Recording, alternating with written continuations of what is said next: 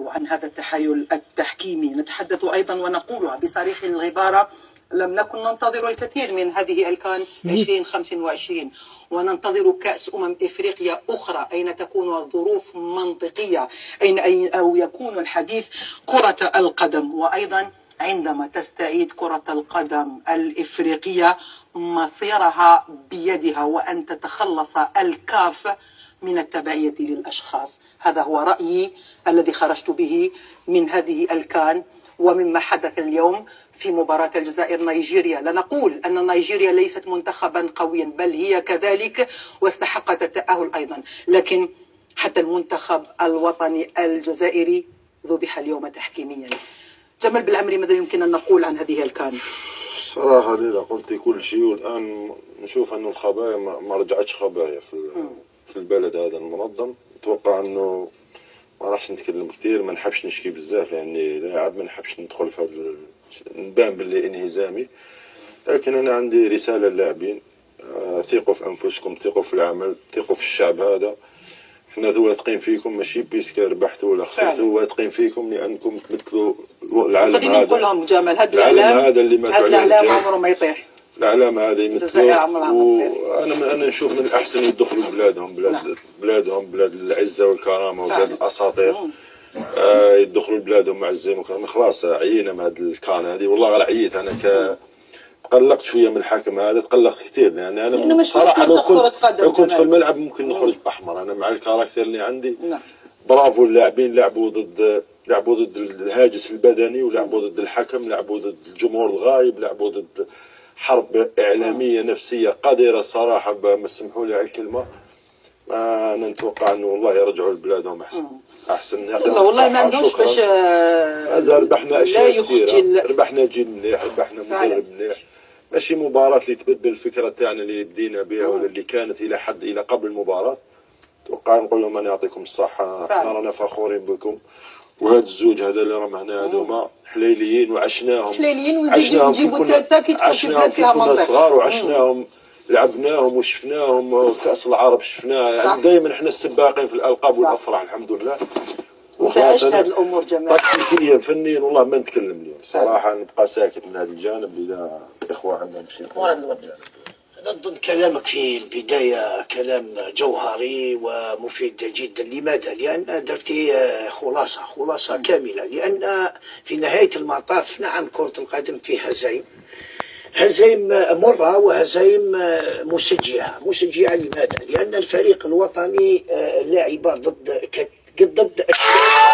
موش ما عدا كرة قدم، موش منطق ميداني وفقط، ولكن خارج المستطيل الأخضر لعبت أدوار خارجية، لعبتها نظن القادرة.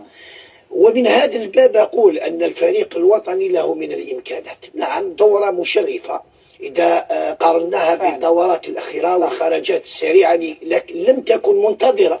المؤكد اليوم فريق وطني كسبناه، وكرة القدم هكذا هي هزايم ولكن استخلاص الدروس. اليوم فيه جيل جديد راح كما يقول كلمته، نهاية جيل وبداية نعم، ونتمناها كلمة تبدأ في نهاية كأس العالم بتاريخ جديد. ولما لا؟ نحن قلت انت هذا ما يطيحش. لا ما يطيحش. لماذا ما يطيحش؟ عنده تحمير. لا لأن هذا عنده تاريخ واحد ما عنده. تاريخ ناس جابته بالدم. الله يرحم الشهداء.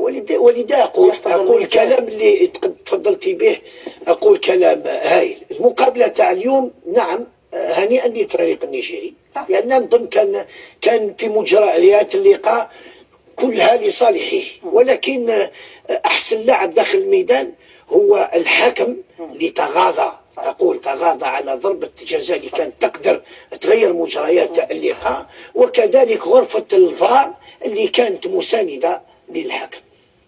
أمين. والله أنا راح ندير لك ملخص. صعب هدف بولبينا، الذكاء كامل. والله كنا نتوقع يعني مور هدف بولبينا ما راح تكون امور عاديه. والله ليلى هدف بولبينا زعزع الكاف. باعضائها بمكتبها. والدليل امينه عمرها ولا صارت، واكيد محمد زكرياني راح ياكد لك واش رانا نقولوا، عمرها ولا انه قائمه الحكام المعنيه بدور ولا بمباريات ما تخرج حتى ساعات متاخره من الليل. يعني انا كل ليله الكل كان داير المنتخب الوطني ما راحش يتجاوز دور المجموعات. ثم لما رحنا الدور الثاني الكل كان داير راح نقصى مع كونغو. صح. اكيد هدف بولبينا حقا اثر كثير على الكاف، واثر على اعضاء المكتب، واثر على كل الحسابات. تكلم جمال والشيخ على كلمه، نجمتين هذوك اثنين جاوا بالحلال. وحتى ما جاي المونديال، جاي كاس العالم، يجي الجديد. احنا كسبنا شيء ايجابي اللي هو لاعب بن شبان، لاعب مثل بلغالي اللي كان في درنا فيه ثقه واعطانا دوره جيده، لاعب مثل بولبينا، لاعب بركان، حتى اكتشاف اللاعب مازا. يعني نعتبره لو نعطي احسن لاعب في هذه الدوره نعطيه المازا. اكتشفنا كذلك بالعيد اللي ادى دور كبير في الحاله الدفاعيه، وكان عنده ربما نقولوا بوا كبير في المنتخب، وزن كبير.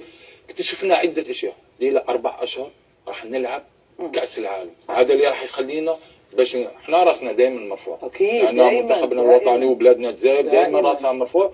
هذا اللي راح يخلينا نروحوا في الايجابي. انا دائما ليله نتكلم ايجابي ما نتكلمش سلبي. الان حقا راح كل راح يدير مصطلح لو، يعني قبل المقابله ما نديروش لو، بعد المقابله كل يدير. لكن انا نقول لك هدف بولبينا والله الهدف صعب باش تتجرأ الهدف في الدقائق الاخيره وتخليك باش تدير الحسابات وتغير. ربما الشيخ ادرى بالاشياء، تغير من الحكام، تغير من التنظيم، تغير كل شيء، توقف التذاكر. حاروا واش يديروا. صعب انت في نفسك مصنف نفسك بانك الاحسن في افريقيا. صح. وعندك نجمه واحده. نعم. خلاصة قول محمد زكرياني، يلا تحكيميا. لا، اولا رساله للمنتخب الوطني الجزائري. الاعلام اللي كان دوكا رجعوا لنا الاعلام يزيد بالكوت، رجالي الاعلام يزيد بالكوت. يلا شو كي يكون الاعلام هذا قدامك ما ايوه تخاف كيما حالي الاعلام راح تخاف. اعطيك تاعي هاك. لا ما بنخافش، والله ما خاف. ما هو يولي شباب.